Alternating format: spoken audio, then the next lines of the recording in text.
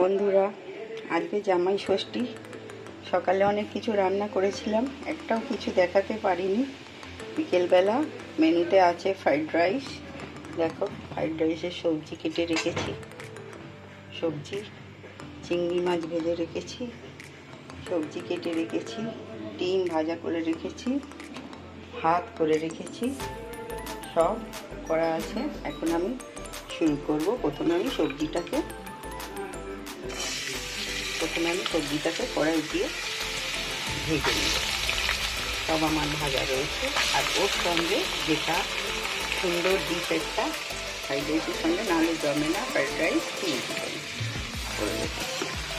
সবজিটা এখন আমি কড়াই দিচ্ছি। সবজিটা ভাজা হয়ে গেলে আমি একে একে ভাত দেবো, সব দেবো। পেঁয়াজ আছে, পেঁয়াজ দেবো, এখানে ক্যাপসিকাম, পেঁয়াজ গাছ সব আছে, সবই দেবো। ভাজা হয়ে গেছে, সবজি ভাজতে দিয়েছিলাম। এবার আমি রাইসটা দিয়ে দেবো।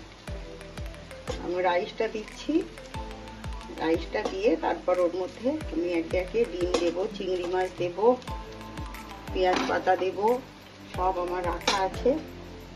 সস দেবো, একটু টমেটো কেচাপ দেবো, একটু রেড চিলি দেবো, সোয়া সস দেবো, সব দেবো।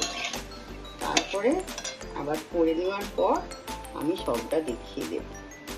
আমি এখন একটু আস্তে আস্তে এটা নাড়াচাড়া করছি, কেন চালগুলো ভেঙে যাবে। অনেক সুন্দর চাল, ছোটো ছোটো সরু সরু চালগুলো ভেঙে যাবে, তাই আমি একটু আস্তে আস্তে নাড়াচাড়া করি।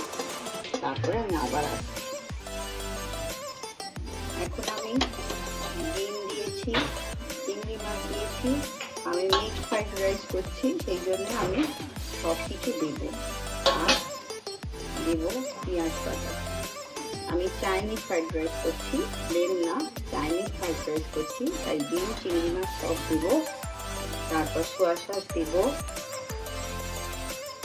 সোয়া সস দেবো আন্দাজ মতো, ভিনিগার দেবো, আরও একটু সস দেবো, রেড চিলি দেবো, সবই দেবো। একদম আমার রাইস রেডি হয়ে এসেছে। একটু অল্প ভিনিগার দেবো, আমি একটু হালকা নাড়াচাড়া করবো। কালার না এলে আর একটু সোয়া সস আমি দিয়ে দেবো লাস্টে। তারপরেই আমার রাইসটা রেডি হয়ে যাবে। আর চিলি চিকেন তো আগেই করে রেখেছি, আমি বলেছি, দেখিয়েও দিয়েছি। এইভাবেই আমি চাইনিজ রাইসটা বাড়িতেই করি।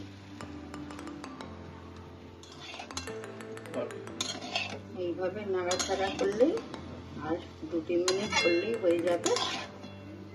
তারপর আমরা সবাই একসঙ্গে খেতে বসবো। আজকের মতো ভিডিওটা এখানেই আমি শেষ করলাম। নমস্কার বন্ধুরা, ওয়েলকাম টু মাই চ্যানেল। আমার চ্যানেলে আসার জন্য আমার চ্যানেলে অনেক ধন্যবাদ সবাইকে।